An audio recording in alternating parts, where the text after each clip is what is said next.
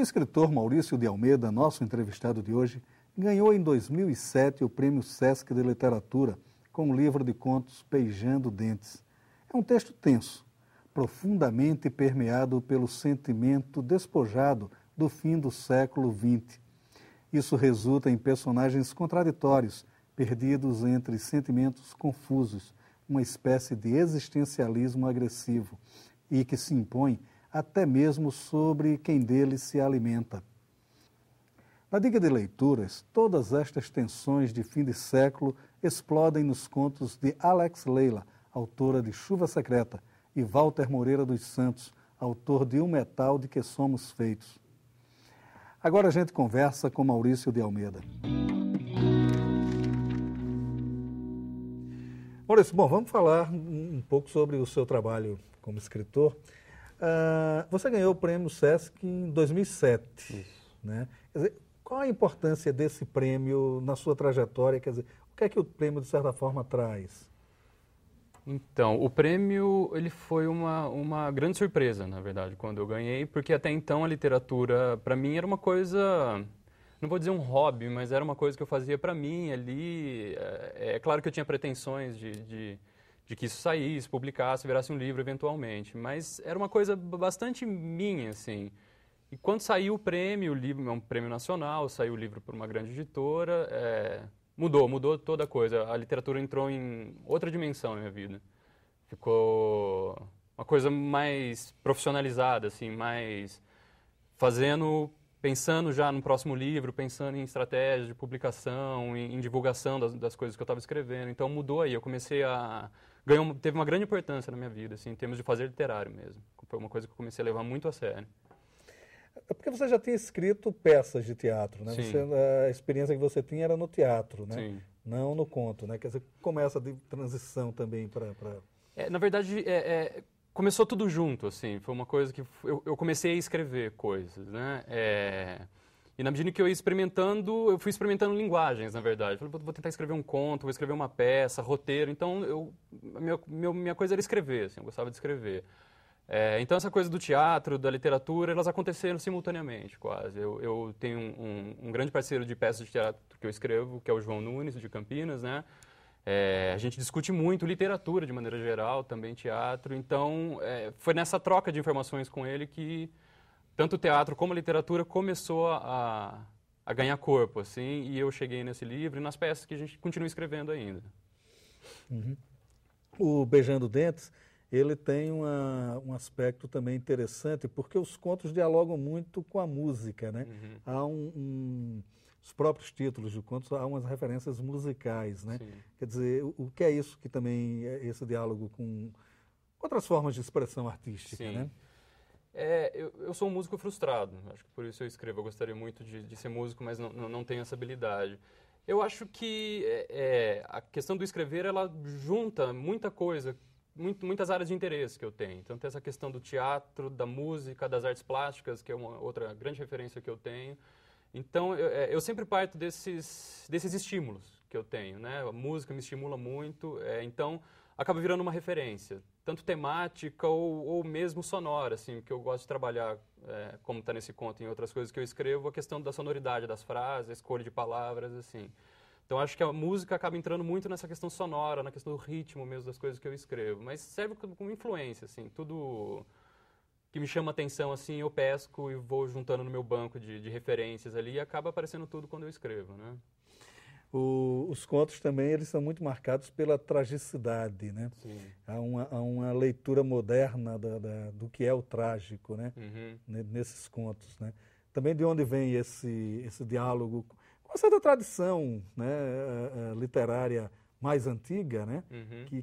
Que usa a tragicidade como base mesmo do... São situações de conflito, né? São situações de crise, assim, situações limites, assim. Então, eu gosto... Acho que é um material muito rico como ponto de partida, assim, para você pensar...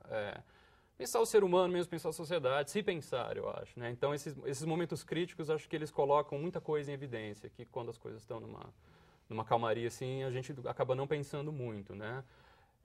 O Beijando Dentes, ele trabalha muito essa questão, eu tentei trazer muito a questão da dificuldade em comunicação, assim, de como os relacionamentos são belicosos, como a gente tem essa...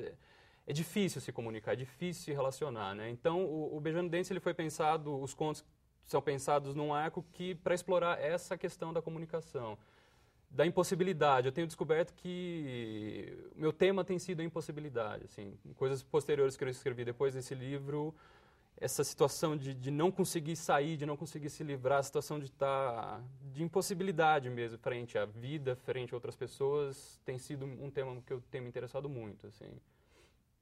E você continua escrevendo teatro, continua escrevendo contos, né? Sim. Quer dizer, e chegou a escrever um romance, né? Quer dizer, Sim. como é que está esse romance e como é esse trabalho? Esse romance, ele me custou alguns anos, assim, foram várias versões. Você conhece bem o processo, escreve, não tá bom, joga no lixo, começa de novo. Então, eu escrevi um romance que tá pronto, ele se chama Noturno, ele está sendo avaliado por algumas editoras, eu estou esperando um retorno, mas ele já está ali pronto e é não digo uma continuidade do Beijando Dentes, mas continua com essa questão temática, a questão da forma é outra coisa que eu mantive o interesse, tentei me aprofundar e eu acho que a grande diferença em relação a ele, além de ser um romance, ser um livro de contos, é a questão do enredo, assim, da narrativa. Eu acabei me dedicando mais a esse ponto, porque o Beijando Dentes, por ser um livro de contos, ele me deu muita possibilidade de fazer alguns experimentos formais, testar algumas coisas em termos de forma, né? Não só no conteúdo. Com o romance, já que é uma outra linguagem, uma outra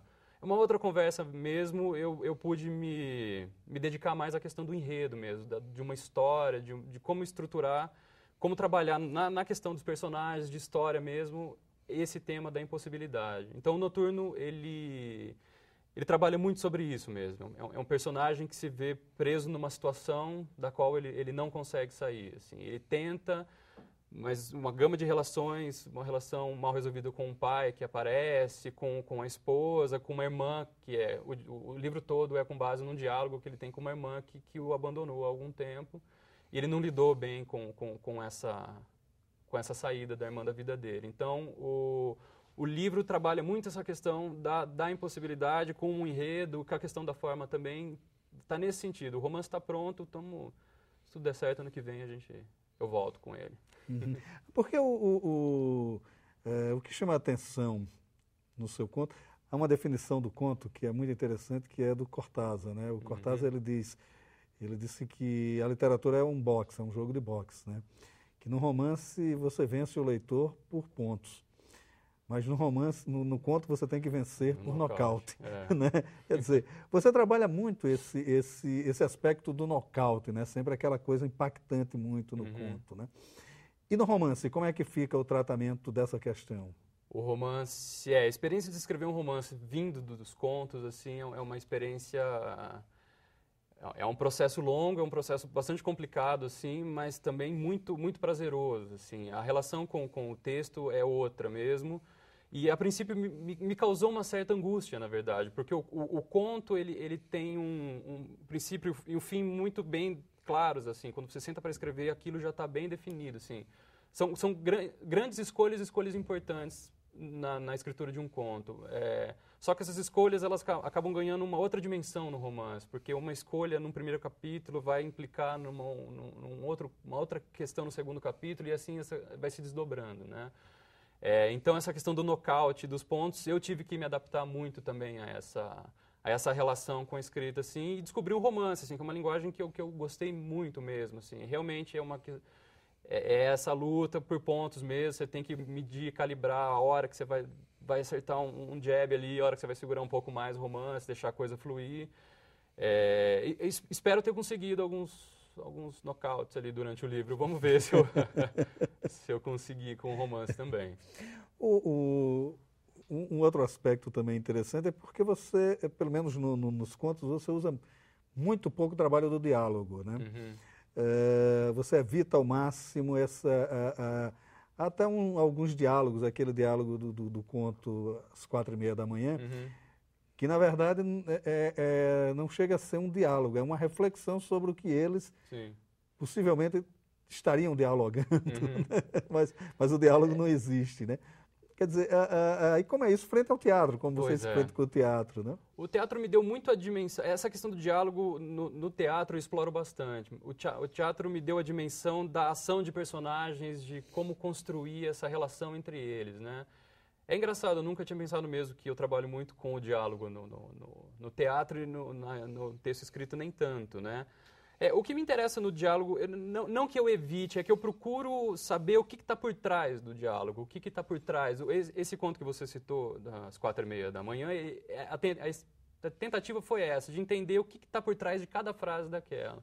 E às vezes são frases banais, que na verdade escondem a ponta do iceberg ali. Só tem aquela frase, mas por trás dela existe um contexto enlouquecedor, assim, que não, a gente não consegue expressar numa frase ou em algumas frases, né? Então o meu interesse com o diálogo é muito mais explorar o que está por trás dele. O que os personagens pensam, o que levou eles a falarem aquilo, aquela frase ou aquela palavra até. No romance, isso ficou um pouco mais claro para mim também, assim, porque como era um diálogo era quase um monólogo, na verdade, um diálogo com uma pessoa que não responde, essa expectativa de buscar o que ele está querendo dizer, quando ele diz tal coisa, é o que me interessa, assim, acho que isso partiu do livro de contos, assim, como uma coisa que surgiu e isso acabou me servindo como um ponto, assim, um começo do fio ali do novelo para desenvolver mais no romance. Isso é quase uma constante mesmo na sua obra, né? Porque no conto Duelo também tem muito isso, né? Quer dizer, Sim. é um diálogo de intenções, não um diálogo verbalizado, Sim. né? É um diálogo de intenções. Esse conto ele é bem representativo disso também, né? Eles são dois grandes monólogos que acontecem ao mesmo tempo. A ideia do duelo é mostrar muito isso, como a gente fala muito e ouve pouco. E a ideia eram esses dois personagens duelando pela palavra mesmo, duelando pela razão. Então, a ideia de construir duas colunas e eles falando ao mesmo tempo foi essa solução formal que eu encontrei para essa questão de as pessoas falando tudo ao mesmo tempo agora e não parando para ouvir um pouco. Aliás, isso eu acho que é uma coisa que vem acontecendo muito no país de forma geral hoje. Assim, é uma coisa que eu percebo que a gente está...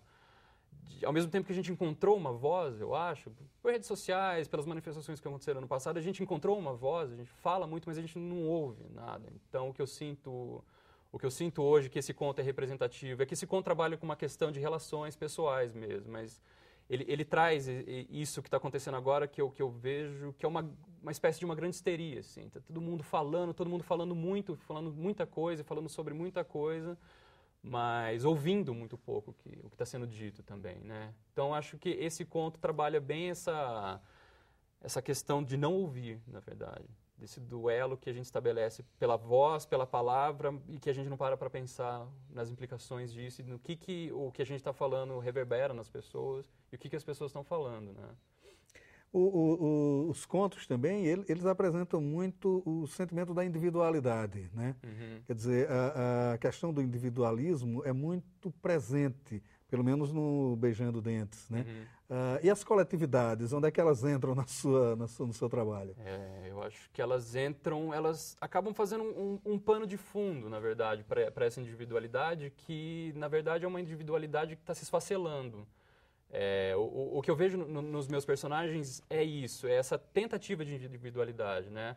Essa tentativa de saber quem sou eu, assim, o que sou eu, o que eu faço, o que eu estou fazendo aqui, né? E o que eu faço frente a esse coletivo que está ali, né?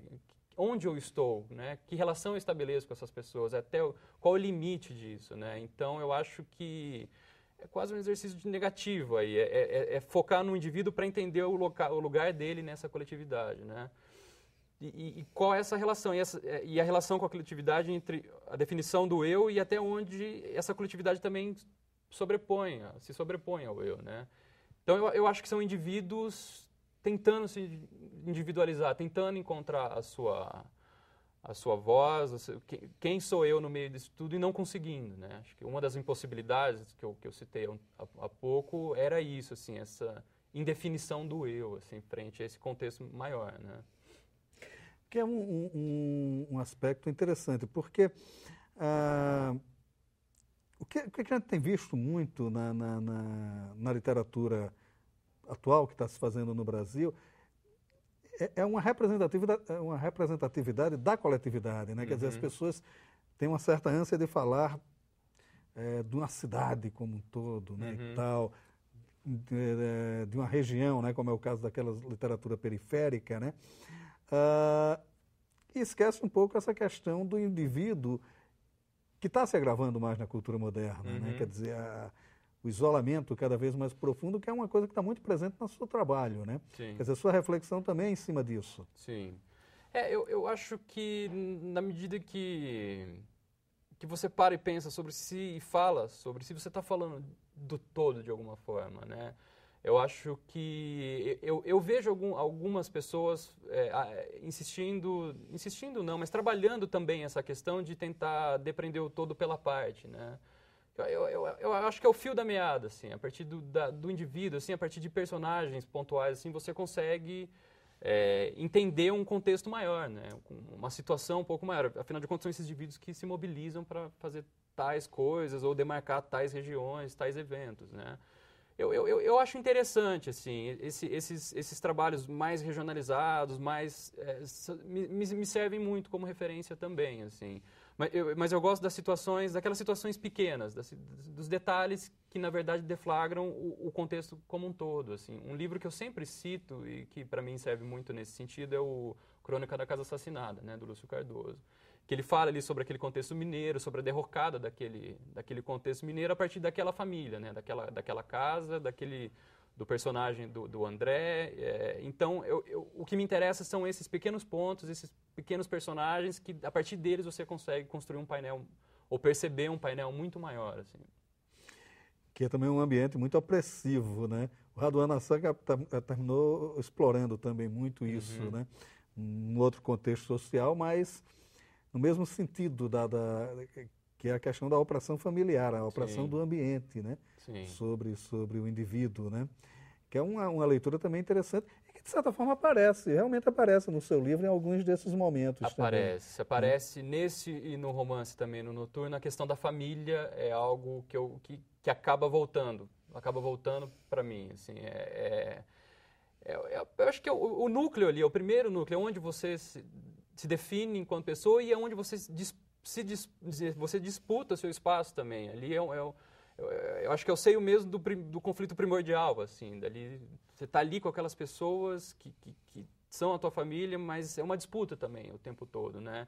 E são também relações truncadas às vezes, relações complicadas, relações muito boas também, mas muito conflituosas, assim. Então, no Beijando Dentes aparece muito essa questão da família, acho que Ao Redor da Mesa é um conto que isso fica bastante claro, que é um conto, aliás, que serviu como base para um curta-metragem que foi filmado, está para ser lançado, ainda não sei quando, mas virou um curta. E no romance isso aparece muito também. Aliás, o centro da ação toda é a família mesmo, né? A relação com o pai que reaparece depois de muito tempo, a relação da irmã que abandona, a mãe que tem uma relação complicada com esse personagem narrador aí. Então, a família eu acho que é uma boa matéria-prima, de alguma forma, para a literatura. O interessante é que, quer dizer, a literatura que está se fazendo hoje, ela não está apenas restrita ao livro, né? Quer dizer, a partir do prêmio Sesc de 2007 que você ganha, você acabou enveredando também por outros, o cinema, né? Quer dizer, o filme adaptado, o trabalho de encontro com outros autores e outros nessas feiras, nessas coisas. Quer dizer, como é esse movimento que hoje está envolvido o escritor? Tá, esse movimento, para quem ganha um prêmio como o Prêmio Sesc, ele é incrível, assim, na verdade, porque você acaba tendo visibilidade e travando contato com muitas pessoas de áreas diversas. Então, novos diretores, eles têm muito interesse pelo conto para fazer curtas-metragens, assim. E não só peças de teatro foram baseadas em alguns contos também desse livro. Então, quando você adentra esse mundo de festas literárias, de mesas de bate-papo, ou mesmo internet, você acaba conhecendo muita gente. Isso é muito estimulante, por um lado, né? Porque você começa a descobrir pessoas que estão fazendo a mesma coisa que você em outros cantos do país, em outros cantos do mundo. E acaba virando uma grande rede de trocas, de referências, ou trocas de texto mesmo. Às vezes está com aquela dúvida no texto, manda para algum escritor que você tem alguma proximidade, ele já devolve aquilo. Eu tenho muito contato com o Rafael Galo, que ganhou o Prêmio Sesc também. Então, a gente acaba trocando muitos textos, eu mando conto para ele, mando conto para mim, debate coisas do romance que ele está escrevendo também. Então, acho que essa troca ela é muito rica, assim. E tem essa troca e tem a questão de você perder um pouco a inocência também, né? Porque até então você está ali escrevendo as suas coisas na sua casa, publicando no teu blog, essa coisa toda, você não tem muita dimensão do que é esse mundo editorial, do que é esse mercado literário, né? E na medida que você tem uma projeção, com um livro publicado, com um prêmio que você ganha, você começa a entender um pouco melhor o mecanismo, como funcionam essas relações, como é que se faz, né? Depois você está com o livro pronto ali no seu computador, qual é esse trajeto dele virar um livro impresso e publicado, que está lá na livraria, e depois, como é que esse livro chegando nas pessoas, né? Então, quer dizer, é um mundo que se abre, assim, com tudo que tem de bom e com tudo que tem de ruim também, né? E a questão da internet, né? Vocês estão trabalhando muito com os espaços abertos a partir da internet, né? Você trabalha muito com isso também, né? Eu me utilizo muito disso, assim, mas eu tenho pouca intimidade, na verdade, assim, com tecnologias. A internet acaba virando mesmo essa ferramenta de divulgação para mim, divulgação e de contato com pessoas, né? Então, eu me utilizo de mídias sociais para divulgar trabalhos, para divulgar livros, para divulgar contos publicados, peças, essas coisas, né? Mas eu ainda não me apropriei da internet como ferramenta de literatura mesmo, assim. Então, alguns contos que eu escrevo, eu tenho um ciúme desse conto, eu não quero publicar ele em blog, eu não quero publicar ele em site, quero guardar para um futuro livro, né? Então, eu ainda minha relação é ainda um pouco de dúvida, eu fico meio ressabiado com essa questão de internet, coisa que está me deixando completamente para trás, acredito, porque muita coisa, tudo está sendo feito pela internet agora, né? Eu acho positivo, assim, eu acho interessante você conseguir publicar o seu trabalho, ser lido. Eu acho que, em última instância, o que a gente quer quando a gente escreve é ser lido, né? Acho que se fazer ler achando atalhos que não por editoras, que não por livros impressos, mas por e-books, por blogs, por antologias que saem, eu acho interessante, se chega no público. Eu acho que isso que é importante, né? E o importante é esse, né? O ser lido, né? Que é a etapa mais difícil do processo, né? A literatura, eu estava pensando sobre isso recentemente. A literatura, ela tem uns tempos muito diferentes e muito truncados, assim, porque o tempo da escrita também é um tempo de solidão, que você fica ali trabalhando no texto, e depois quando você consegue, cheguei ao fim, né? Fiz uma coisa que eu acho que está bacana, e você consegue que ele saia público, seja por livro, pela internet. Essa questão, o tempo da leitura, você fica ansioso, querendo ter também uma resposta, se está legal, se não está legal, se as pessoas gostaram, se não gostaram, como é que aquilo vai repercutir, né? E causa uma ansiedade também. A literatura é cheia de tempos, assim, é muito angustiante, mas é muito legal também, né? Até esse tempo das esperas, ele, né? A angústia acaba alimentando também a criação, né? Você não tem o que fazer esperando, escreve, né? É o que eu tenho feito, aliás. Tá ótimo. Maurício, muito obrigado por sua participação aqui no Leituras. Eu que agradeço o convite, fiquei muito feliz. Muito obrigado. Obrigado. Vive-se um tempo melancólico, onde as relações não prescindem de paz. Pelo menos é o mundo que enxergamos numa leitura superficial dos novos autores. Um ambiente desprovido de fronteiras que caminha dentro dos homens. Releitura do Apocalipse? Não, talvez apenas uma visão da vida. Alex Leila é uma escritora que olha a vida com ceticismo e esperança. Seu novo livro de contos, Chuva Secreta, lançada pela Casarão do Verbo, se marca pela metáfora da chuva. O ambiente molhado e frio oprime, no entanto, também lava as mágoas. Os 9 contos dialogam quando falam de relações entre pessoas atormentadas. É o filho com sentimento de culpa ou os amantes prenhes de ciúme e medo da perda. Curiosamente, há uma doçura linguística que os redime. O texto de Alex tem poesia, mesmo quando revela os mais machucados sentimentos. Esta leveza, que permeia todos os textos, nos lega um alento, uma esperança que deixa os personagens mais humanos. Enfim, uma literatura forte, marcada pelo olhar consciente de quem sabe onde está cada grão de vida. Mas estamos falando de um mundo degradado de sentimentos nobres, que é o próprio mundo em que vivemos. E os novos autores não podem falar de outra coisa. Walter Moreira Santos acaba de lançar pela CEP, fruto de um prêmio literário, seu primeiro livro de contos, O Metal de que Somos Feitos. São textos que visitam todos os tempos, da Judéia romana aos dias atuais, sempre mostrando que o homem se repete em si mesmo. Ao ficcionista Walter Moreira Santos, interessa fazer uma reflexão sobre a condição humana. Nesta trilha, ele se debruça sobre fatos que lidam com questões como condição social e justiça. Dá certa nobreza aos seus personagens, mas também lhes dá todas as condicionantes humanas, e aí surgem homens e mulheres despojados de um olhar mais humano sobre o próximo. É com este barro, o homem em sua essência de ambição, que o escritor constrói seu mundo ficcional, um mundo vivo, contado numa linguagem rica, desafiadora e lírica. Para se entender o homem moderno e seus descaminhos, Chuva Secreta, de Alex Leila, e O Metal de que Somos Feitos, de Walter Moreira Santos.